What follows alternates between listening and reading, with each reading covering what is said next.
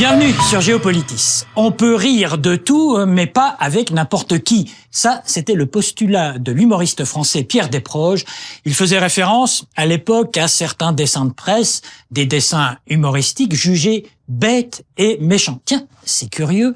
Bêtes et méchants, c'est justement la devise, la raison d'être d'un hebdomadaire comme Charlie Hebdo. Et ce qu'il y a de remarquable dans ce journal, c'est que la une, ce n'est pas du texte, c'est toujours un dessin ou une caricature. On dit souvent que dans un journal, le dessin humoristique en dit plus long qu'un éditorial. La caricature est en effet le véhicule instantané de tout ce qui est montré, mais aussi de tout ce qui est suggéré dans une forme de message subliminal, le tout dit sans précaution, parfois avec cruauté, toujours avec le souci de faire rire, voire même de ricaner.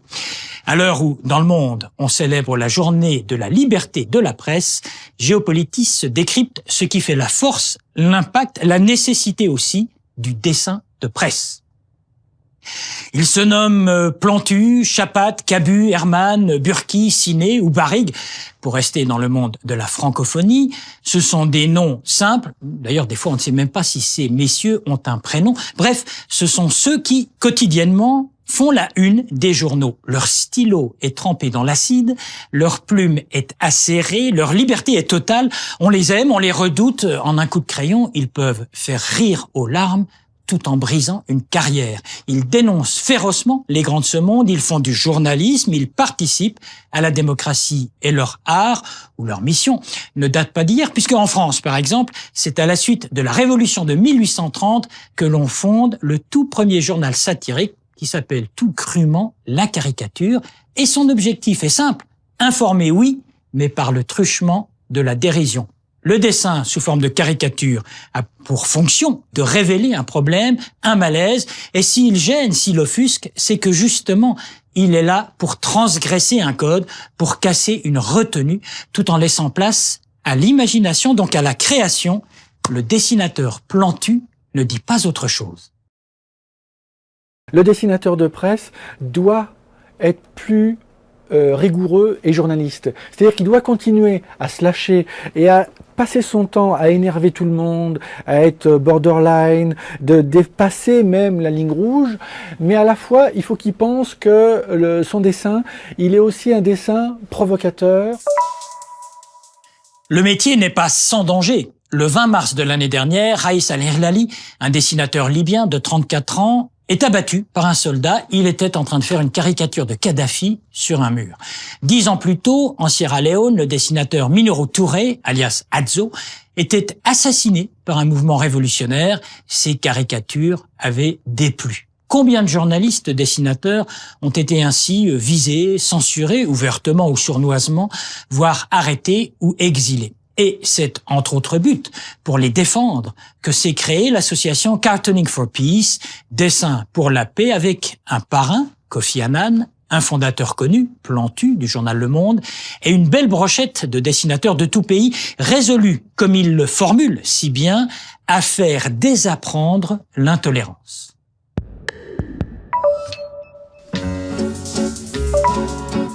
Leurs dessins sont muets, et pourtant, ils parlent au lecteur.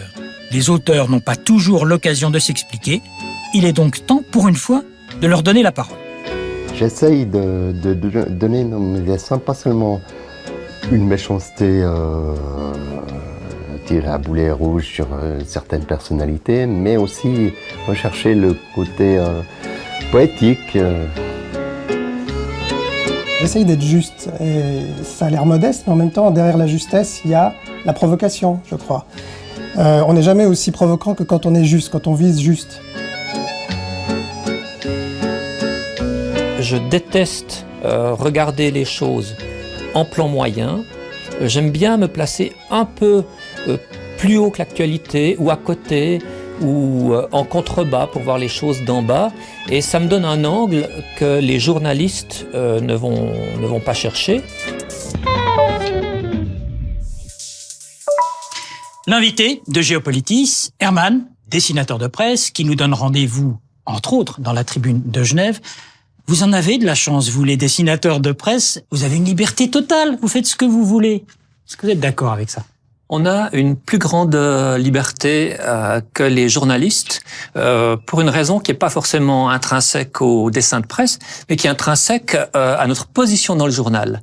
C'est-à-dire qu'on est le dessinateur de presse, souvent la personne qui se distingue des autres journalistes. Et c'est une chance parce que, par exemple, quand on fait un article, les lecteurs diront « Tiens, vous avez vu ce que dit Le Monde, vous avez vu ce que dit la Tribune de Genève ». En revanche, quand ils regardent un dessin de moi ou de Plantu, ils diront « Tu as vu le dessin de Plantu ». Donc, l'image du dessinateur n'est pas tout à fait identifiée à l'image du journal et ça nous donne une très très grande liberté. Par exemple, dans mon journal, je crois que je suis la seule personne qui a le droit de ne pas être tout à fait d'accord avec la ligne éditoriale du journal parce que justement, ça ne déteint pas sur le journal. Est-ce que vous servez d'alibi et est-ce que vous oseriez vous moquer de votre patron en le caricaturant? Attention, il va écouter. Oui. Alors, je peux être un alibi et par exemple, je peux même être un alibi en me moquant de mon patron. Il est arrivé. Vous cumulez, là. Hein. Oui, tout à fait. Il est arrivé qu'on ait par exemple des démêlés dans l'affaire Kadhafi avec le fils Hannibal Kadhafi et je me suis amusé à me moquer de mon rédacteur en chef alors que justement dans cette histoire c'était assez difficile pour le journal puisque on était juge et partie, on devait relater ce qui nous arrivait et moi j'étais la personne qui pouvait un petit peu se moquer du journal. Alors vous dites se moquer, c'est exactement ça. Hein. Vous avez une arme à votre disposition qui est formidable, c'est le rire et la dérision. Oui. Vous en usez, vous en abusez. Jusqu'où est-ce qu'on peut aller? On peut aller très très loin. Bon, d'abord, le dessin n'est pas seulement une arme, c'est un outil. Le but n'est pas forcément de sabrer partout. Mais c'est un outil qui est très intéressant parce que d'abord, le dessin est très émotionnel. Donc il frappe beaucoup plus fort. Et puis aussi, donc le dessin travaille énormément avec l'humour. Pourquoi il y a un rapport, je pense, entre le dessin et l'humour, puisqu'on dit toujours que les blagues les plus courtes sont les meilleures. Jusqu'où peut-on aller, je dirais, dans le trait grossi? Par exemple, je pense aux caractéristiques physiques d'un président de la République, d'un conseiller fédéral. Jusqu'où peut-on aller sans être cruel? Alors, on peut aller très loin et je crois qu'il faut une forme de cruauté. C'est vraiment inhérent à la caricature. La caricature, étymologiquement, c'est chargé, donc c'est vraiment... Alors, il y a gros nez, des grandes oreilles... Exactement, et c'est une forme de dérision, une forme de négation de la personne. Maintenant, c'est vrai que il y a évidemment, par exemple, le fameux problème de comment dessiner un nez de juif avec l'histoire du dessin de presse. Mais on sombre très vite, justement, au-delà même de la cruauté, dans la discrimination. C'est possible, c'est un piège. Oui, tout à fait, absolument. C'est un risque. Le dessinateur de presse est de mauvaise foi aussi parfois. En revanche, pour les dictateurs, c'est facile. D'abord, ils n'ont pas à se plaindre. Puis là, on peut vraiment les croquer. Je pense, à Bachar el-Assad en ce moment. Alors, c'est assez facile pour moi de me moquer de Bachar el-Assad pour une raison simple, c'est que je suis assez loin de lui.